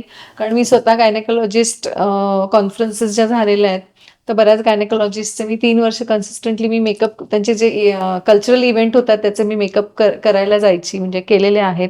आणि त्या इंटरनॅशनल लेवलच्या कॉन्फरन्सेस होत्या, तर त्याच्यामध्ये मी बघितलं की डॉक्टर्स पण किती छान, म्हणजे मी स्वतः तेव्हा हा प्रश्न म्हणून मी मुद्दाम विचारला की पर्सनल लाईफ कसं असतं डॉक्टर लोकांचं, तेव्हा मी जवळून बघितलं की त्यांनी पण बिरबल सारखा माझ्याकडून मेकअप करून घेतलेला, अकबर सारखं अनारकली झाल्या होत्या, कोणी कोणी 90चे म्हणजे ओल्ड पॅटर्न असे मेकअप केले होते. तर नक्कीच डॉक्टर लोकांना पण स्वतःचं पर्सनल लाईफ असतं, पण बऱ्याच वेळेला पेशंट ते पर्सनल लाईफ पण डिस्टर्ब करायला बघत असतात. तर तसं नाहीये. त्यांना पण त्यांचं आयुष्य असतं, तर त्यांना मला वाटतं कोविड नंतर हा डॉक्टरांमध्ये पण खूप बदल झालेला आहे की टेकन फॉर ग्रँटेड लाईफ नाहीये हे सगळ्यांना कळलंय. हो त्याच्यामुळे अनेक डॉक्टर्स माझ्यासारखे आहेत की ज्यांनी कोविड नंतर इव्हिनिंग ओपीडी बंद केलेली आहे. हो म्हणजे तुम्ही सकाळी 7 ते संध्याकाळी 7 खपून काम करतो आम्ही, परंतु मग संध्याकाळी 7 नंतर शक्यतो जास्त काही प्लॅन्ड काम ठेवत नाही. कारण तेव्हा एक गोष्ट कळली की अनेक गोष्टी ठरवलेल्या असतात पण राहून जातात राहून आणि त्या जात. कायमच्या राहू शकतात. आणि ह्याच्यात मला वाटतं जसं एक स्वतःची ग्रूमिंग ही गोष्ट राहते. अनेक छंद असतात. म्हणजे आमचे कितीतरी मित्रमैत्रिणी कोविड नंतर गाण्याचे क्लास, मी स्वतः सिंथेसायझर शिकते, पुस्तकं लिहिण्याचं जे असेल, वाचक कोणी आहे की नाही माहित नाही, पण आपल्याला आवडतं तर आपण लिहावं लिहावं. असं एक आहे. खेळायला जातात, वेगळं आयुष्य जगण्यासाठी जे काही आम्ही मनात ठेवलेले होते, म्हणजे तुमची म्हणतात ना विश लिस्ट असते, हो हो ती पण बकेटमधनं काढून काढून काढून लोक करायला लागलेले आहेत. आणि मला वाटतं this is how it should be. म्हणजे लाईफ इज वन्स. तर ते हेल्दी पण राहायला पाहिजे आणि तुम्हाला त्याचं एक क्वालिटीचं त्याच्यात कलर टाकता यायला पाहिजे, ते क्या बात महत्वाचं है. आहे. तर आज आपण आपल्या या पॉडकास्टमध्ये एका शेवटच्या टप्प्यामध्ये आलेलो आहोत आणि आपल्या एक पॉडकास्टचं एक रिच्युअल आहे ताई, की हे सरप्राईज होतं तुमच्यासाठी, मी सांगितलं नाही. तर माझा जो आरसा आहे त्या आरशामध्ये मी तुम्हाला बघायला सांगते आणि त्या आरशामध्ये बघून तुम्हाला तुमच्याशी गप्पा मारायच्या. तर तो आरसा मी तुम्हाला देणार आहे आणि त्या आरशाशी तुम्हाला गप्पा मारायच्यात. सो एनी की मे बी तुमच्या लाईफमध्ये एखादं चॅलेंज आलं असेल, ते तुम्ही ओव्हरकम केलं असेल किंवा तुम्हाला आणखीन फ्युचर सेल्फशी पण तुम्ही बोलू शकता. In any manner you can talk. It's your choice. So हा आरसा आहे माझा ओके. आणि तो जस्ट हे येस. असा हा. ओके. मला असं वाटतं की आता जिथे जिथे मी उभी आहे त्याच्यापेक्षा तुझी काही अपेक्षा आहे का की वेगळं काही केलं असतं तर चांगलं झालं असतं? मे बी असू शकतं. जसं माझ्या एक मनातला कायमचं दुःख आहे की माझ्या आईला मी नाही वाचवू शकले आजारपणात. तर ते जर पुन्हा करायची संधी मिळाली तर मी घेईन का, तर नक्की घेईन. असं काय आहे की जे कदाचित मला खूप करायला आवडलं असतं आणि कदाचित मी ते थोडं आळशीपणामुळे नाही करत आहे. तर मला संगीताची खूप आवड आहे आणि खेळण्याची खूप आवड आहे आणि या दोन्ही गोष्टींमध्ये काही प्रमाणात आळस आहे, काही प्रमाणामध्ये कधी काही वेळ नव्हता म्हणा, पण ते कदाचित मला जास्त आवडेल करायला. स्वतःशी कधी असं बोललीच नाही ऍक्च्युली, त्याच्यामुळे आता असं पटकन सुचत नाहीये काही. पण जे आतापर्यंत फ्युचरिस्टिक प्लॅन स्वतःबद्दलचं सांगितलं मी की मला काय करायला आवडेल, कदाचित असं आवडेल की मला वाटतं की एक गिफ्टेड लाईफ आपल्याला दिलंय. जेव्हा खूप आयुष्य बघतो ना, एक डॉक्टर म्हणून खूप आयुष्य बघितली भोवतालची, उमलता उमलता थांबलेली, अडचणीत गेलेली, स्ट्रगल केलेली, त्यातनं बाहेर आलेली. कधी कधी आम्ही फ्रस्ट्रेट झालो ते सांभाळताना आजारपण लोकांची. कधी कधी आम्ही आनंदी झालो की ते खूप चांगल्या पद्धतीनं मदत होऊ शकली लोकांना.